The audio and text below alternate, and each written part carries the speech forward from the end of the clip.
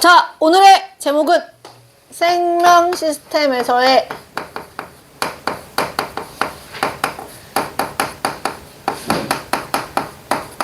화학 반응입니다. 그걸 이제 다르게는 뭐라고 말하는 거예요? 여기서는 물질 대사라는 표현을 쓰는 거예요.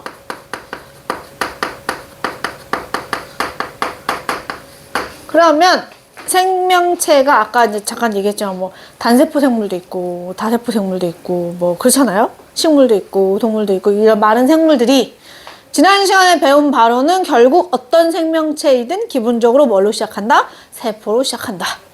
그죠? 그래서 이건 그냥 참고사항인데 우리가 나중에 가면 너네가 혹시 생명과학을 배우시게 되면 생명과학 시간에 이런 걸 배워요. 생명현상의 특징, 뭐 특성 이런 걸 배우거든. 이거는 이제 간단히 말하면 내가 생명체이려면 지금 내가 앞으로 얘기할 것들은 갖추어 줘야 생명체라고 할 수 있어. 야, 중에 가장 첫 번째가 세포라는 구조를 갖추어야 한다. 세포 구조를 갖추지 못했으면 그건 생명체가 아니다. 대표적으로 바이러스가 있어요. 자, 그러면 세포 구조를 갖췄다라고 말하려면 적어도 뭐는 꼭 있어야 하냐. 세포벽, 세포막, 세포질, 핵, 유전물질, 라이보솜 뭐 많았잖아. 그 중에 적어도 뭐는 있어야 됩니다. 막 구조를 가져야 돼요. 세포막이 있어야. 그래서 어떤 단세포 생물은 세포벽이 있고 세포막이 있고 그 안에 그냥 핵이 없이 그냥 유전물질이 풀어져 있어요. 그냥. 이런 애들을 우리가 원핵세포라 그래요. 핵을 가지지 않고 그냥 세포질에 유전물질이 흩어져 있는 애들. 대표적으로 세균 같은 애들이 원핵생물인 경우가 많습니다. 그리고 이게 조금 더 진화를 해서 유전물질을 핵에 가두어 둬서 핵이 있고 핵막이 있으면 그때부터는 진핵세포라 하고 진핵생물이라고 표현을 하는 거거든. 어쨌거나 그래서 대표적으로 이런 식으로도 있는데 중요한 건 핵이 있든 없든 그지? 뭐 엽록체가 있든 없든 뭐가 됐든 간에 뭐는 필요해야다. 세포막은 있어야 돼. 그래야 여기까지는 세포 안, 여기서부터는 세포 밖 이게 구별이 돼야 적어도 나는 세포입니다를 할 수 있고 그로부터 생명체가 시작되는 거니까. 자, 그 다음에 두 번째 오늘 얘기할 겁니다. 반드시 물질대사라는 걸 해야 됩니다. 물질대사를 반드시 하셔야 돼요. 물질대사라는 게 무엇이고 어떻게 일어나는 건지는 이제 차후 얘기하겠지만 물질대사를 할 줄 알아야 이 생명체가 살아갈 수 있어요. 우리가 대표적으로 물질대사의 여러 가지 물질대사 중에 대표적으로 세포호흡이라는 걸 예전에 배우신 적이 있어요. 세포호흡이 뭐냐? 영양소를 산소를 이용해 분해하여 살아가는 데 필요한 에너지를 얻는다. 그지? 그 얘기는 다시 말하면 세포호흡을 할 줄 모르는 세포는 살아가는 데 필요한 에너지를 얻을 수 없다는 얘기예요. 그러니까 적어도 세포호흡은 무조건 해야 되는 거야. 근데 세포호흡이 참고로 물질대사 중에 하나거든. 그래서 모든 생명체는 반드시 물질대사를 해야 한다. 그 다음에 뭐 나왔으니까 이제 물질대사 얘기하려고 시작한 건데 나왔으니까 마무리만 하면 그리고 어떠한 생명체든지 간에 외부에서 어떤 자극이 들어오면 그에 따른 반응이 나타나야 한다. 왜 그런 거야? 사람이 이제 기절을 했어. 그러면 이제 막 영화 같은 데서 보면 의사들이 와갖고 막 이렇게 눈을 이렇게 확 뒤져고 빛을 확 구르잖아. 그럼 어떻게 돼? 동공이 수축해야지. 동공의 크기 변화가 없다. 그럼 무슨 얘기야? 이제 중간내라 그랬죠, 너네. 중간내에 문제가 있는 거야. 그런 것처럼 외부에서 빛이라는 자극이 들어왔어. 그럼 그에 대해서 반응이 일어나야 되는 거야. 그죠? 이런 걸 자극에 대한 반응이라고 하고 그리고 거기에다 플러스 항상성 유지. 체온은 36.5도쯤으로 혈당량은 0.01%인가? 아무튼 그쯤으로 체액삼투압은 0.9%였나? 아무튼 뭐 그 정도로 뭐 해야 된다? 유지해야 된다. 내가 물을 많이 마셨어요. 그럼 오줌을 싸야지. 물을 안 마셨어요. 그럼 오줌을 덜 싸야지. 그죠? 그래서 그런 걸 우리가 항상성 유지를 하는 그런 것들이 자연스럽게 벌어져야 한다. 이거고 그 다음에 발생과 생장이라고 표현을 해요. 이건 이제 키 크고 살찌는 거 얘기하는 거야. 엄마 뱃속에서 난자와 정자가 수정이 됐습니다. 그럼 그 수정된 그 순간부터 얘는 열심히 세포 분열을 해서 머리도 만들고 다리도 만들고 뇌도 만들고 심장도 만들어서 아가가 될 거고, 그렇게 태어난 태아가 이제 이만큼 클 때까지를 발생과 생장이라고 표현해. 열심히 체세포 분열이라는 걸 해서 생장을 하잖아요. 그게 동물이 아니고 식물이어도 어떠한 생명체여도 마찬가지라는 얘기고. 그 다음에 뭐 있지? 생식과 유전? 이제 여기서부터는 이제 애를 낳기 위한 과정이야. 그러니까 여기까지는, 그지? 여기까지는 그냥 내가 태어났으니 이 태어난 이 개체가 잘 살아가기 위한 생명현상의 특성이라면, 요 다음부터는 나 말고 내 다음 세대가 계속해서 유지되게 하기 위한 생명현상의 특성이에요. 그 중에 첫 번째가 애를 낳아야지. 생식. 유성생식, 무성생식. 그지? 그리고 그 과정에서 나의 형질이 아이에게 유전이 돼야지. 그죠? 난자, 정자 수정되는 얘기 하는 거예요, 지금. 그죠? 자, 그리고 진화와 적응과 진화.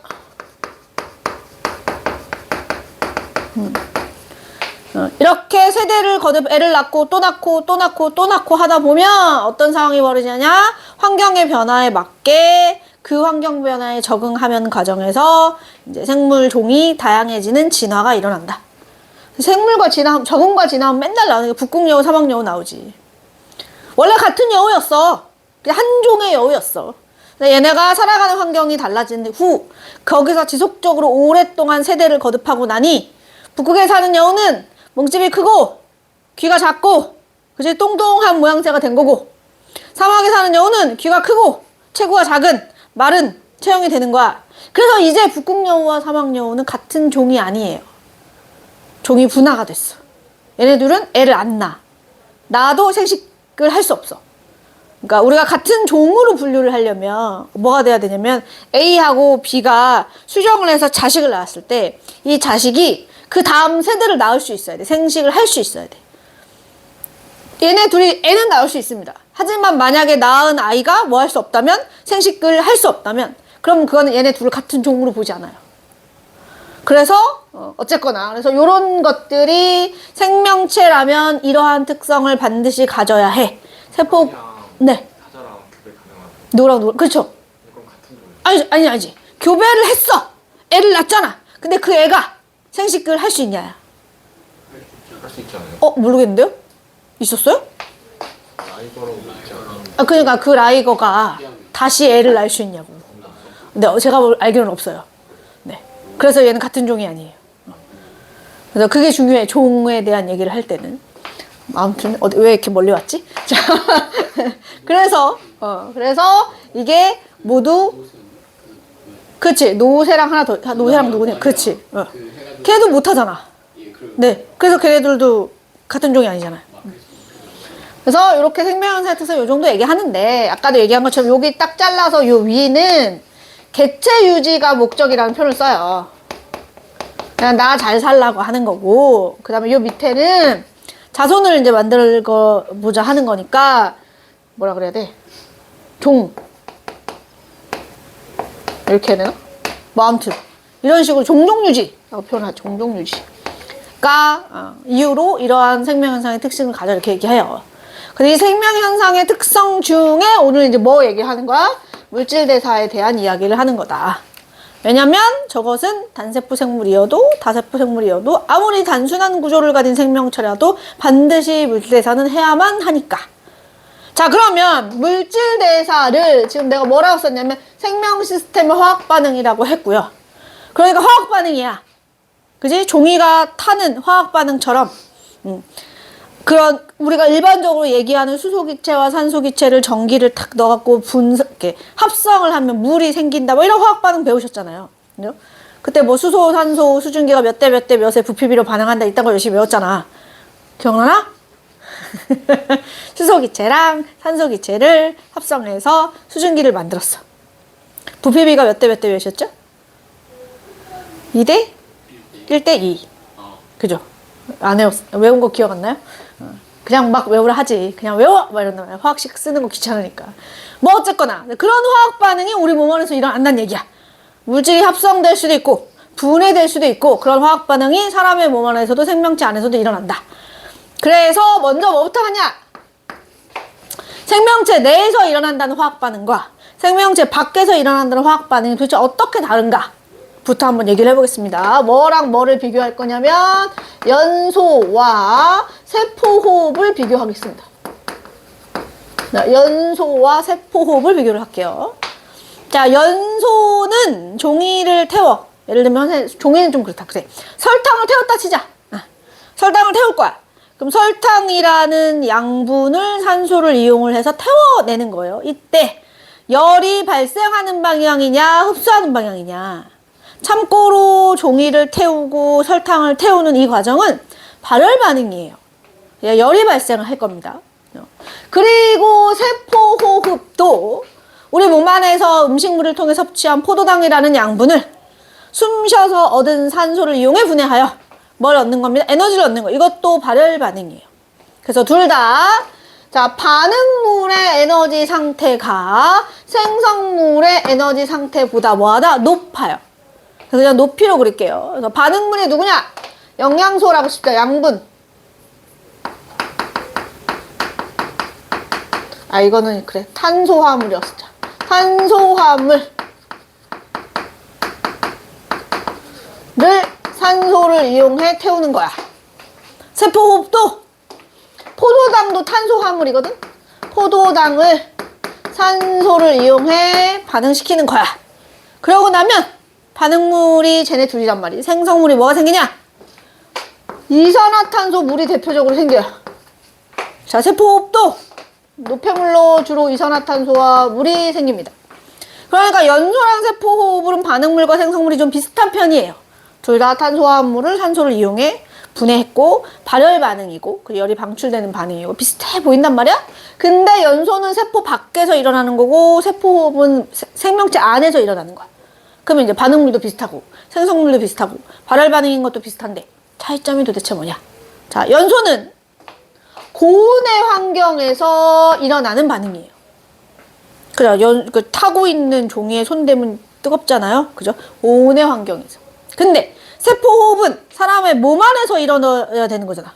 그 이게 엄청 뜨거운 환경에서 일어나면 안 되지. 이게 세포가 다 뭐 익을 텐데. 그럼 안 되니까 체온 정도의 저온의 환경에서 이 반응이 일어난다.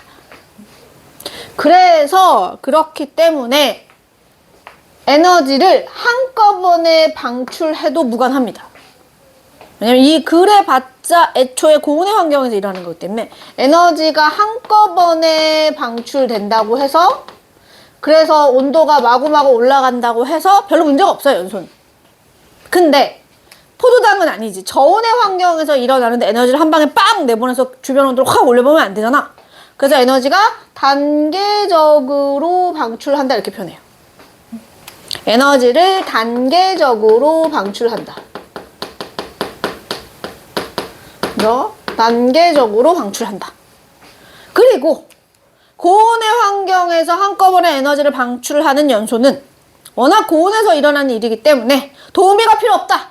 도와줄 놈이 없어도 돼요. 근데 세포호흡은 아니에요. 에너지를 단계적으로 내보내야 하고 저온의 환경에서도 이 반응이 잘 일어나야 하기 때문에 도우미가 필요해요. 우리가 뭐라고 하냐? 엄마 깜짝이야. 나야?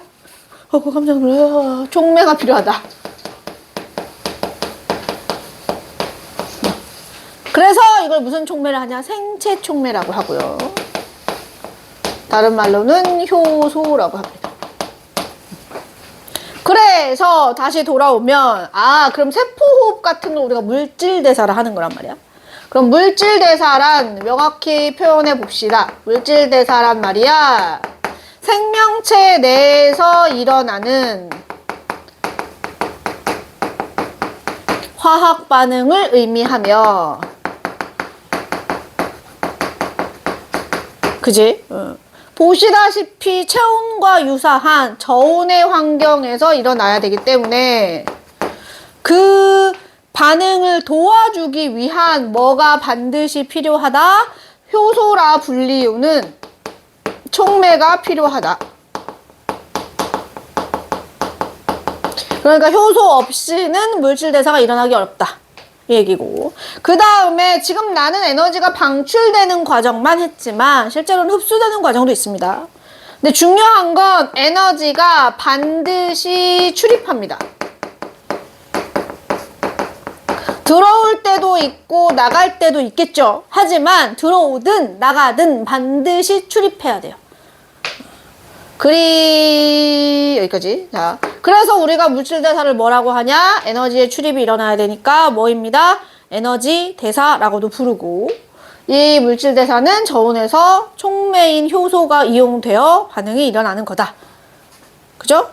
이 정도 기억을 하시면 되겠죠. 이런 물질 대사의 종류에 뭐가 있냐?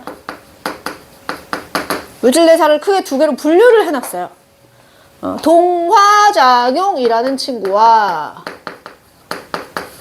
이화작용이라는 친구를 분류를 해놨는데, 동화작용이 도대체 뭐냐? 덩치가 작은 저분자 물질을 덩치가 큰 고분자 물질로 합성하는 걸 얘기해, 합성. 그래서 대표적으로 동화작용 하면 맨날 나오는 예시가 광합성이에요. 그래서 예를 들면 이산화탄소와 물 같은 작은 분자를 좀 더 큰 포도당 같은 분자로 만드는 거야. 이런 걸 동화작용이라고 합니다. 그래서 동화작용을 에너지 그래프를 그리면 어떻게 많이 그리냐면, 여기 이제 가로치기 반응 시간이에요. 반응이 일어나는 동안 이 물질의 에너지 상태가 어떻게 바뀌어 가느냐. 동화는 반응물의 에너지 상태보다 생성물의 에너지 상태가 더 높아요. 그래서 더 고분자 화물이 되는 거야. 더 높아요. 그래서 이 차이만큼에 해당되는 에너지만큼이 뭐 돼야 된다? 흡수되셔야 됩니다. 우리가 흔히 동화는 에너지가 뭐 되는 과정이에요? 흡수되는 과정입니다. 이렇게 표현해요. 에너지가 흡수되는 과정이다. 그래서 에너지를 흡수해서 그걸로 좀 더 고분자 화합물을 만드는 거지. 좀 더 덩치가 큰 화합물을 만들어내는 거예요. 이러한 동화작용의 예로 뭐가 있느냐? 우선 지금 얘기한 대표적으로 광합성, 그리고 단백질 합성이라는 표현을 쓰는데, 단백질 합성이 도대체 언제 일어나냐? 언제? 우리 몸에서 언제? 키 크고 살찔 때. 그죠? 키가 크고 살이 찌려면 뭐야? 세포를 새로 만들어야 되잖아요. 근데 우리가 아는 세포는 적어도 세포막에만 인지질 이중축 막단백질이야. 그럼 그 단백질이 있어야지. 그지? 그래서 필요하고, 그 다음에 우리 몸 안에서 만들어진다든 아까 이 물질 대사에 필요하다던 저 효소 있죠. 저 효소도 뭘로 이루어지네요? 단백질로 이루어지네요. 호르몬도 단백질로 이루어지네고요. 밖에서 뭐 나쁜 놈 들어오면 싸워서 이기는, 그지? 항체도 단백질로 이루어진 거고요. 그죠? 적혈구, 백혈구 뭐 이런 애들이잖아? 그지? 걔네들을 만들 때도 효소가 필요하니까 단백질이 필요하고요. 그래서 이렇게 다양하게 머리카락을 이루려고 해도 단백질이 있어야 되고요. 손톱에는 케라틴 단백질이 있고요. 우리 몸의 근육에는 액틴이랑 마이오신이라는 단백질이 들어간다고 배우셨어요. 그런 단백질들이 만들어질 때 다 뭐가 일어나는 거야? 동화작용이라 불리우는 물질 대사가 일어나는 거예요. 그리고 가끔 나오는 게 이게 많이 나오는데, 너네 이제 간 있지, 간. 얘 간이야, 이래봐도. 나중에 가면, 한 거구나. 너네 호르몬 배우셨잖아요, 호르몬. 기억나요? 그렇지. 호르몬 배울 때 이자에서 만들어지는 호르몬 중에 알파세포에서 만든 글루카곤이랑 베타세포에서 만든 인슐린의 작용이 간에서 일어나는데, 그러면 인슐린이 분비가 되면 인슐린이 간 보고 뭐라고 하는 거야? 혈액 속의 포도당을 뭘로 바꿔서, 글라이코젠으로 바꿔서 네가 저장 좀 해. 이거란 말이야. 그러면 간에서 포도당을 글라이코젠으로 바꾸는 건 동화냐? 이따가 할 거야. 이화냐? 이런 얘기야. 그 누가 더 저분자 화합물이냐? 얘가 작은 거예요. 얘가 큰 거고. 그럼 저분자가 고분자가 된 거잖아요. 그럼 이건 동화예요? 이화예요? 이건 동화가 돼야지. 네, 선생님이 오늘 수업이 끝나고 너무 기분이 좋아서 술을 깔깔깔 드셨대.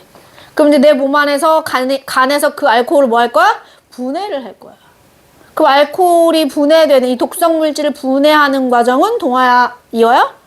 이화라가 돼야 되는 거야. 걔는 분해하는 거니까 합성이 아니니까. 이제 그런 식으로 예시가 나오면 아 이건 동화작용이고 요렇구나 뭐 이런 얘기들 할 수 있으면 되고요. 그 이화로 써봅시다. 이하는 고분자를 저분자로 쪼개는 작용으로 이제 고분자 화합물을 저분자로 쪼개는 과정으로 그럼 그래프가 반대로 그려지겠네. 얘는 반응 경로에 따라 에너지 그래프를 그리면 반응물의 에너지 너무 위에다 그렇다. 반응물의 에너지 상태가 생성물보다 더 높아요. 그래서 요 차이만큼의 에너지를 뭐 합니다? 방출합니다. 우리가 실은 이걸 반응열이라 그래요. 반응열. 여기를 이거 흡수되는 거, 방출되는 거 이걸 반응열이라 하는데 어쨌거나 이화는 이렇게 열을 방출하면서 에너지를 방출하면서 일어나는 과정이구나. 그러면 또 예를 들어야 되겠죠? 이화작용의 예는 대표적으로 음식물의 소화. 녹말을 분해해요. 포도당으로. 분해하는 거잖아. 그지? 단백질을 분해해요. 아미노산으로. 뭐 이러면 다 분해하는 과정이니까. 그 다음에 우리 처음부터 얘기한 세포호흡. 그죠? 세포호흡을 해야 에너지가 만들어지고 그 방출된 에너지로 체온 유지도 하고 근육 운동도 하고 심장 박동도 하고 정신 활동도 하고 나 살아있는 거야. 세포호흡 못하면 죽어야지. 그지? 그래서 하셔야 되는 거고 그 외에는 예를 들어 뭐 나올 때 단백질 분해 이렇게 나와요.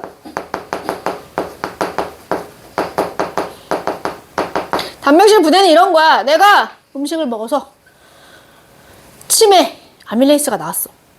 근데 그 아밀레이스가 다 모두 녹말을 분해하는데 쓸 수도 있지만 다 못 쓸 수도 있잖아요. 그죠? 다 못 쓴 애들은 어떡하냐? 자, 내가 내 몸에 어떤 호르몬이 만들어졌어. 여기 왜 배우기 전에 갑상샘에서 뭐 만들어요? 그렇지. 이제 이름이 바뀌었어요. 타이록신으로. 자꾸 바꿔도 너무 힘들어요. 자, 타이록신이라 불러요, 이제. 그죠? 타이록신이 만들어졌어. 그럼 그 타이록신이 혈관을 따라 이동을 하다가 표적기관을 만나면 작용을 하고 뭐 이러는 거잖아. 그지? 그러면 한 번 만들어진 타이록신이 내가 태어날 때부터 만들어졌는데 걔가 지금도 여전히 돌고 있냐? 아니란 말이죠. 그럼 그놈은 어디 갔냐? 선생님이 막 태어났을 때 지금으로부터 약 말하면 나이가 들통나니까 아무튼 오래된 그 타이록신 어디 갔냐? 피 뽑아서 나갔을 리는 없고 그지? 우리 몸 안에서 그런 것들을 저절로 분해를 해. 그런 거야. 적혈구를 만들었어. 골수세포에서. 그럼 선생님한 내 몸 안에 있는 지금 이 많은 적혈구들이 태어날 때부터 있던 걸 계속 쓰면서 죽을 때까지 쓰는 게 아니란 말이죠. 우리 몸 안에 있는 세포들은 다 자기 수명이 있어요. 각자 나름대로. 그래서 그 수명이 끝나잖아요. 그럼 뭐 해요? 우리 몸에서 그걸 스스로 분해해요. 다시 단백질로, 다시 아미노산으로 스스로 분해를 해. 그리고 흡수를 했다가 새로 만드는 거야. 어디서? 적혈구는 골수세포에서. 골수에 조혈 모세포라고 있어. 걔가 세포 분열을 해갖고 새로 만드는 거야. 아니. 암세포는 죽어 생긴 게 아니고 암세포는 세포 분열을 하는 애인데 원래 세포 분열 이건 이제 심심하니까 암세포가 나왔으니까 그냥 설명만 할게. 만약에 선생님 요렇게 생긴 이렇게 유리로 된 글라스에다가 세포를 하나 이렇게 딱 떨궜어. 그리고 내가 얘한테 양분을 충분히 공급을 하면 얘가 이제 세포 분열을 막 한다. 그러면 세포 분열에서 2개가 되고 4개가 되고 세포 분열을 막 하잖아? 그러면 정상 세포는 세포 분열을 막 열심히 해갖고 얘가 한 바닥을 쫙 채우잖아요? 그러면 더 이상 세포 분열 안 하고 멈춰요. 그러고 나서 만약에 어떤 한 놈이 수명이 돼서 뒤졌다. 그럼 거기다가만 새로 만드는 거야.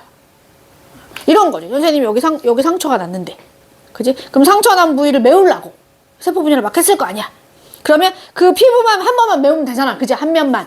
그래서 싹 메우고 나면 이 세포 분열을 멈춰야 돼. 그게 정상세포. 근데 암세포는 아니야. 암세포는 못 멈추고 계속 세포 분열하는 거야. 그게 암세포예요. 그래서 우리가 흔히 그 세포의 주기라 그러거든. 세포 하나의 세포가 세포 분열을 했어. 그럼 이제 이 작은 요 세포 하나가 다시 그 다음 세포 분열을 할 때까지를 세포 주기라 그래. 세포의 수명이라는 표현을 쓰는데, 그래서 일반적인 정상세포는 한 면을 싹 만들고 나면 더 이상 세포 분열 안 하거든요. 근데 암세포는 그 세포 분열 주기에 문제가 생긴 거예요. 그래서 잊지 말아야 할 곳에 더 만들어지지 말아야 할 곳에 이런 세포들이 무작위로 등장하는 거지. 그러면 이게 만약에 이제 뭐 어떤 혈관에 생겼다.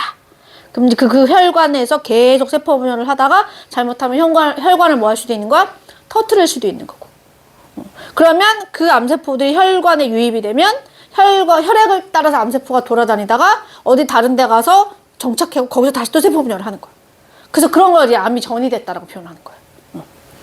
그래서 암세포는 뭐 죽었다 살았다 그런 의미가 아니고 비정상적으로 세포 분열을 하는 친구를 암세포라고 합니다. 어디까지 뭐 하다 여기까지 하니? 자, 뭐 아무튼 그래서 우리 몸 안에서 필요해서 만들었더라도 수명이 다 되면 스스로 분해도 하거든요. 그에 대해서 단백질 분해라고 생각하시면 되고. 그다음에 아까 간 얘기했으니까 아까 간에서 뭐 분해할 때 독성 물질인 알코올 분해할 때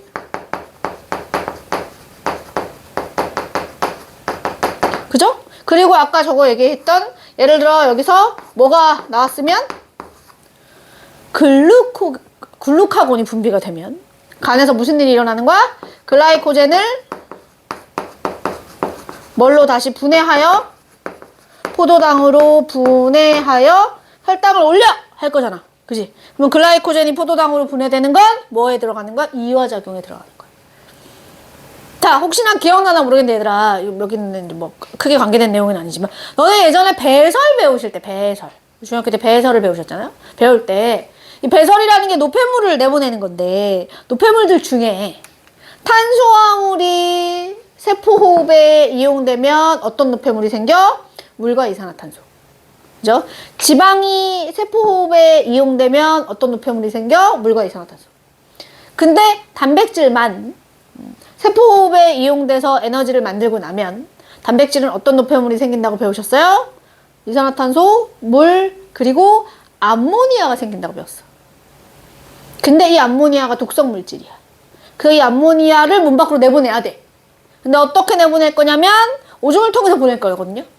근데 암모니아인 채로 혈액을 따라 이동을 시키기에는 독성이 너무 강해서 우리가 뭐라고 배우냐? 암모니아를 독성이 약한 요소로 바꾼다라고 나와요. 그게 어디서 일어나는 일이에요? 간에서 일어나는 일이에요. 간에서. 그럼 여기서 질문. 간에서 암모니아를 요소로 바꿨어요. 이건 동화예요, 이화예요? 우리 이게 생각나야 돼. 암모니아랑 요소 중에 누가 더 저분자냐? 그죠? 암모니아가 더 저분자예요. 요소가 고분자 화합물입니다. 그러니까 간에서 독성 물질인 암모니아를 요소로 합성하는 거, 요소로 전환하는 거. 이것도 어디로 가야 돼? 동화로 가야 돼. 그죠? 그래서 뭐 쓴 김에 여기다 마저 씁시다.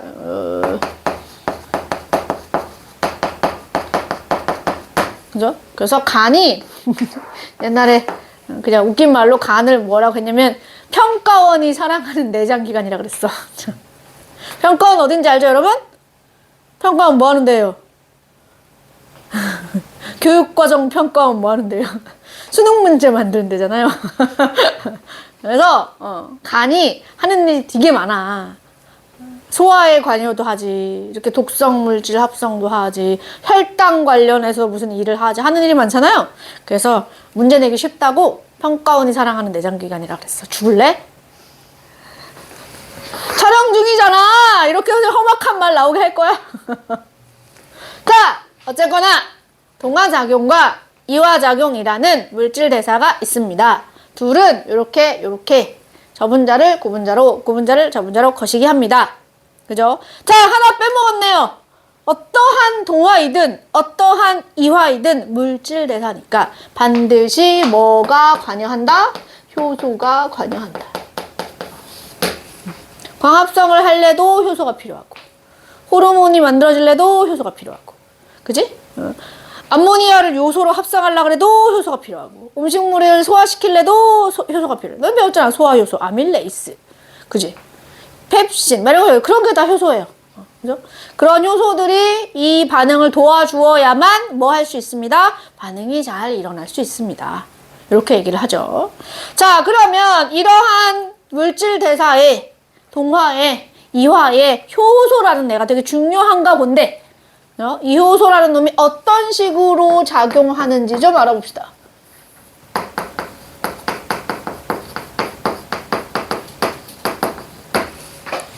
자, 효소는 탄수화물, 단백질, 지방 중에 뭘로 이루어진 물질이라 했죠, 제가 아까?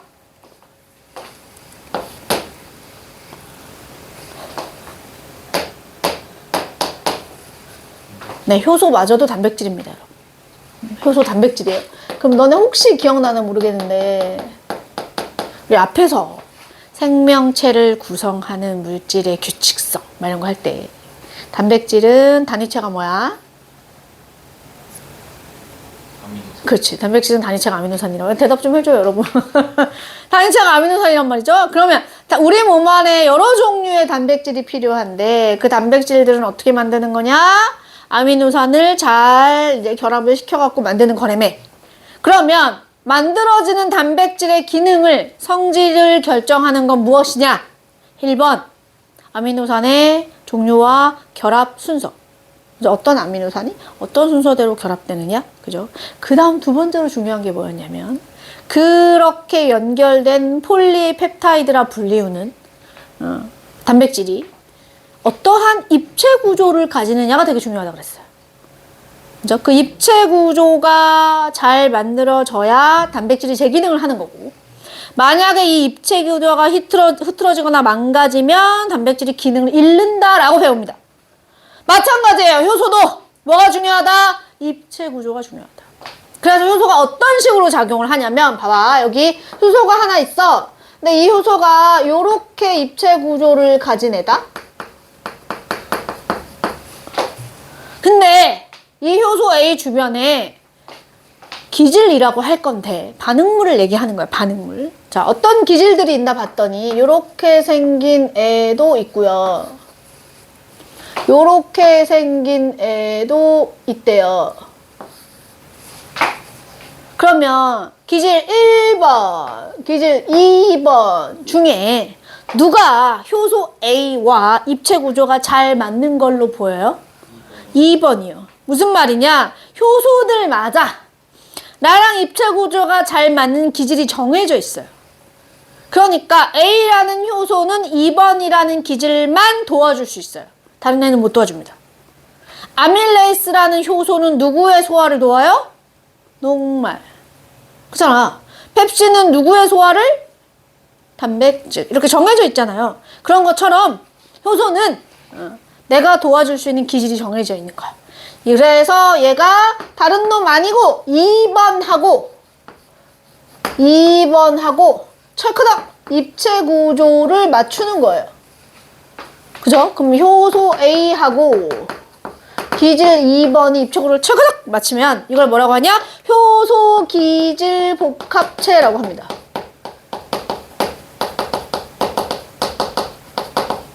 그래서 첫 번째 효소의, 이건 특징인데, 첫 번째 효소의 특징. 효소는 기질 특이성이 있다라는 표현을 써요. 이건 무슨 뜻이냐? 나는 특정 기질만 도와줄 수 있어. A는 2번만 도와줄 거야. 그죠? 아밀레이스는 녹말만 도와줄 거야. 라이페이스는 지방만 도와줄 거야. 이게 정해져 있다는 얘기예요. 이걸 기질 특이성이 있다라고 표현을 합니다. 자, 그러면 이렇게 효소 기질 복합체가 형성이 되고 나면, 그러면 이제 이 효소의 도움으로 저 기질이, 이건 이제 내 맘대로 그냥 그린 거예요. 저 기질이 요렇게 됩니다. 이렇게 됩니다. 그럼 이제 생성물이 된 거예요. 생성물. 얘가 반응물이지. 그럼 반응물보다 생성물이 더 작네. 쪼개졌네. 선생님이 지금 그림의 예시는 동화예요, 이화예요? 이화예요. 예로 들은 거예요. 이화. 동화를 해도 상관없습니다. 그 동화를 할 때는 이제 두 개가 붙어갖고 나중에 한 덩어리가 되면 돼. 그건 동화를 예시로 든 거야. 나는 지금 이화를 그냥 예시를 든 거야. 자, 그러고 나서 반응이 무사히 이루어졌네요. 그러고 났는데 효소는 여전히 그대로예요. 이게 무엇을 뜻하냐? 효소는 반응을 도와주는 도우미일 뿐이지 반응에 직접 참여하지 않는다. 그래서 지금 한 놈 도와주고 나서 다른 놈이 또 왔다. 기질 2번이 또 왔어. 그럼 또 도와줄 수 있어요. 그걸 도와주고 났더니 다른 2번이 또 왔어요. 걔를 또 도와줄 수 있습니다. 우리가 이걸 뭐라고 표현하냐? 재사용이 가능하다라고 표현해요. 다시 사용하는 것이 가능합니다. 왜? 효소는 뭐 하지 않으므로 반응에 참여하지 않으므로. 자, 그럼 다시 돌아와서 그러면 효소라고 하는 게 이러한 특징이 있는 친구인데 아까 내가 효소가 어떻게 작용하는지를 말하려고 이 그림을 그린 거잖아요. 그러면 효소가 이렇게 효소 기질 복합체를 형성하면 도대체 어떤 방식으로 도와주냐? 어떻게 도와주는 거냐? 일로 다시 옵니다. 어떻게 도와주는 거냐? 만약에 실제로 반응이 일어날 때 선생님이 여기 점으로 그렸잖아요. 이게 뭘 뜻하는 거냐면 이 반응물이 그냥 생성물이 된다는 얘기가 아니에요, 실은. 자, 여기다 그려볼게요. 그릴 데가 없잖아. 여기다 그리고 지울게. 자, 원래는 잘 봐봐. 만약에 이거를 내가 광합성으로 예시를 든다. 자, 그러면 이산화탄소와 물이 뭐예요? 반응물이죠. 그럼 얘네를 어떻게 해야 되냐면 모두 다 쪼개셔야 돼요. 탄소랑 산소가 결합하고 있어요. 수소랑 산소가 결합하고 있는데 그걸 다 깨야 돼. 다 깨서 탄소, 산소, 수소가 원자 상태로 다 깨버려. 그런 다음에 그걸 다시 새롭게 뭐 하는 거야? 결합을 시켜서 산소 포도당을 만드는 거야. 새롭게 결합을 시켜서. 그래서 실제로 에너지 그래프를 그리면 어떻게 그려야 되냐면 얘가 먼저 뭐부터 돼야 돼? 여기까지 올라가야 돼. 그래서 다 깨진 다음에 새롭게 붙여서 다시 원상 이걸로 내려오는 거야. 그걸 나는 요렇게 그린 거야. 요 관계를 안 그려준 거죠. 실제로 이렇게 그려야 맞아요. 그래서 뭐라고 하냐? 반응이 일어나기 위해 적어도 이만큼의 에너지는 뭐 해야 돼? 있어야 돼. 적어도 요 높이만큼의 에너지는 공급이 되어야 이 반응이 일어날 수 있어요. 요걸 뭐라고 하냐? 반응이 일어나기 위해 필요한 최소한의 에너지. 이걸 활성화 에너지라고 합니다. 활성화 에너지라고 해요. 그러면 여기다가 만약에 그린다. 그러면 반응이 일어나려면 이렇게 그려졌대. 그 활성화 에너지가 얼만큼인 거야? 하얀색으로 할게. 이만큼인 거야. 그죠? 얘도 이렇게 그리면 활성화 에너지가 얼만큼인 거야? 이만큼인 거야. 반응물로부터 언덕 꼭대기까지의 에너지. 저 정도의 에너지는 들어와 줘야 아무리 못해도 이 정도는 있어야 반응이 일어날 수 있어. 근데 이걸 하잖아? 효소가 제대로 작용을 하잖아? 그러면 언덕의 높이가 낮아져요. 언덕의 높이가 낮아져요. 언덕의 높이가 낮아져요. 그래서 우리가 뭐라고 하냐? 활성화 에너지가 뭐 한다?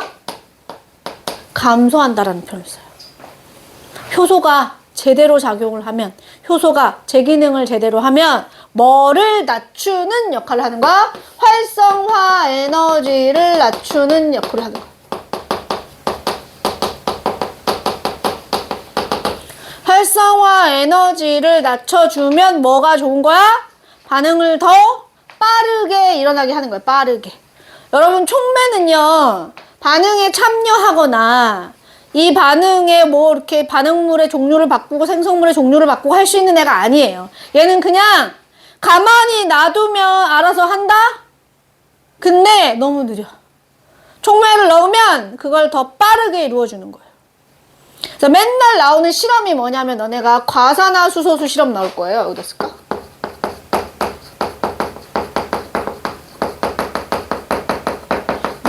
과산화수소수. 과산화수소가 이렇게 생긴 애거든? 얘가 가만히 놔둬도 물이랑 산소로 분해가 된다? 이렇게인가? 가만히 놔둬도 분해돼 원래. 너무 느려. 그리고 내가 어떻게 하냐면 여기에 촉매를 넣어. 카탈레이스라는 촉매를 넣어. 카탈레이스가 어디 들었냐면 내 피에 들었고요. 내 피는 뽑기가 거시기 하니까 익지 않은 생감자 또는 익지 않은 생간.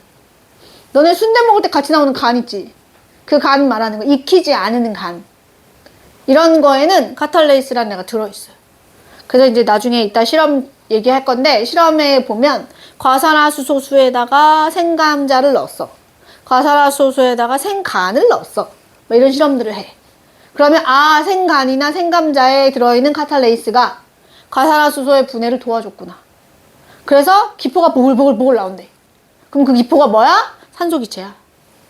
산소기체가 발생한 거니까. 자, 여기서 질문. 기체가 산소인 건 어떻게 확인해요?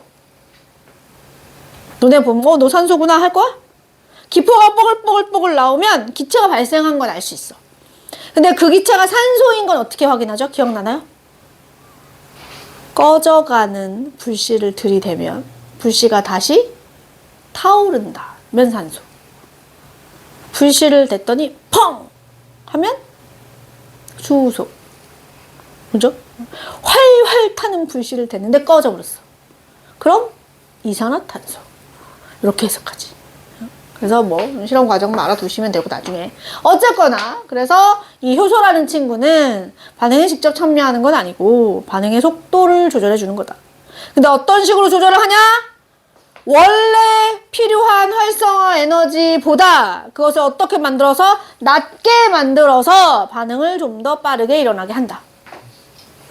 자, 하던 거 마저 합시다. 어쨌거나 그래서 이러한 효소는 기질특이성이 있고요. 그죠? 반응에 참여하는 게 아니고 도와주기만 하는 거기 때문에 뭐가 가능하다? 재사용이 가능하고요. 그 다음에 얘도 결국엔 단백질로 이루어져 있기 때문에 입체 구조가 변하면 기능을 잃어요. 무슨 말이냐? 최적 온도가 있다. 이 효소가 제대로 작용하는데, 최적으로 작용하는데, 그죠? 온도가 있어요. 몇 도? 36.5도쯤. 즉, 온도가 너무 높으면 활성도가 떨어지잖아. 그죠? 이거 활성도라는 표현을 쓰는데. 온도가 너무 높으면 활성도가 떨어지잖아. 무슨 얘기냐? 온도가 너무 높으면 고온에서 단백질로 이루어진 효소는 뭐 됩니다? 변성됩니다. 즉, 기능을 잃어요. 그럼 효소가 제대로 작용하지 못한다라는 얘기입니다. 그래서 체온 유지가 중요한 거예요, 여러분. 체온이 유지가 돼야 우리 몸 안에서 모든 단백질로 이루어진 모든 것들은, 그죠? 얘네들은 온도가 높으면 제 기능을 못 하는 거야. 안 커! 그지? 소화도 안 돼. 소화효소 똑바로 안 만들어져서. 그죠? 호르몬도 안 만들어지고요. 항원이 들어오면 이기려고 항체를 만들어 항체도 똑바로 못 만들어요. 그만큼 체온 유지가 중요한 거다. 근데 여기서 효소 얘기가 나왔으니까 효소도 단백질로 이루어져 있기 때문에 최적 온도가 정해져 있습니다. 자, 이러한 효소를 우리의 일상에 어디에 이용할까요?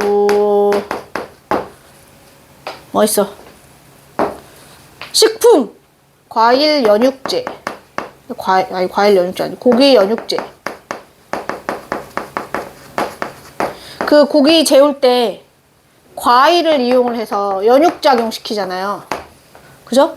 과일 속에 들어있는 효소들이 고기를, 단백질을 이제 소화시키는, 연하게 하는 기능이 있대. 그런 거? 너네 식혜 알아? 식혜? 밥알 동동 따다니는 음료수? 식혜도 그 녹말이라고 하는 쌀밥을 일부러 엿당으로 소화를 시켜가지고 만드는 거거든요. 그럼 이것도 소화라는 효소로서의 과정을 이용하는 거고. 그 다음에 의약품에는 대표적 소화제. 약품으로 먹는 그 소화제가 우리 몸 안에 나오는 그 소화제 대신 먹는 거야. 내가 지금 소화가 안 된다라는 건 소화의 분비가 제대로 안 된다는 얘기니까 억지로 소화제를 먹는 겁니다. 그 다음에 하나의 혈당 검사지. 우리 당뇨 있으신 분들은 밥 먹고 항상 혈당 측정하잖아요. 그런 것도 효소를 이용하고. 이거 말고도 효소 세제, 효소 치약, 효소 화장품도 있고요. 심지어 청바지 탈색할 때도 쓴대요. 청바지를 만들어서 색깔 바꾸잖아. 이제 그런 거 할 때도 효소를 이용합니다. 이렇게나 다양한 분야에 많이 사용되고 있어요. 여기까지 질문? 한번 정리해 봅시다.